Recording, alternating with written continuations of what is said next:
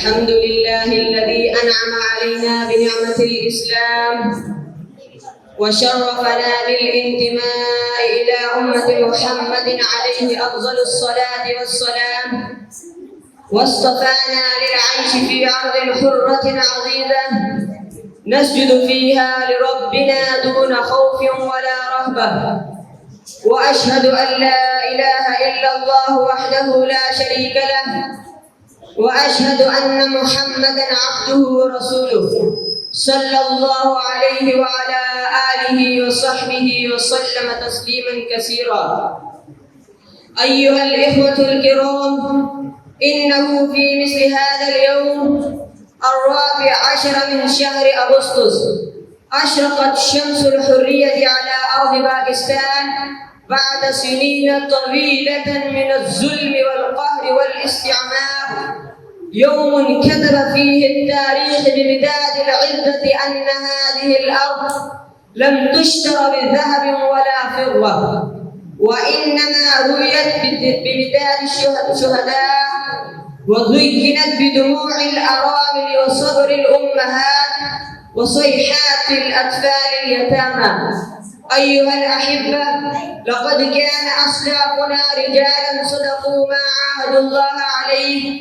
سأحميك يا أرض الجدود وإن نزفت دماء تسيل كالنجوم إذا سقطنا، وإن جاءنا الطوفان أو هبت رياحه بنينا جبالا من صمود فلن نفنى. فتركوا لنا وطنا آمنا وسماء حرة وأرضا طاهرة، فهل نسينا تضحياتهم؟ هل غابت عن أعيننا وصاياهم؟ إنهم أوصونا أن نحفظ الدين قبل الوطن، وأن نرفع راية لا إله إلا الله فوق كل راية، وأن يكون ولاؤنا لله ورسوله ودينه قبل أن يكون لأي شيء آخر.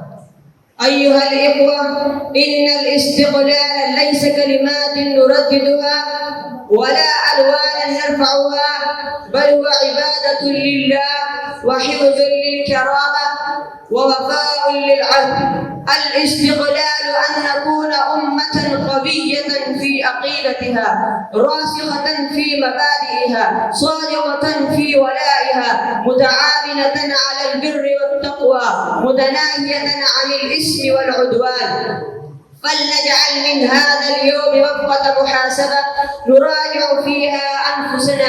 هل نحن على قدر المسؤولية؟ هل قدمنا لوطننا ما يستحق؟ هل حفظنا الأمانة التي أودعنا الله إياها؟ يا أبناء باكستان، إن راية لا إله إلا الله أمانة في أعناقكم، فلا تتركوها تسقط ولا تسمحوا لأعدائكم أن يطفئوا نورها. واحذروا من الفتن والشبهات وتمسكوا بالقرآن والسنة، ففيهما عزكم ونجاتكم. نسأل الله أن يحفظ باكستان أرضا وشعبا. وتمسكوا بالقرآن والسنة ففيهما عزكم ونجاتكم.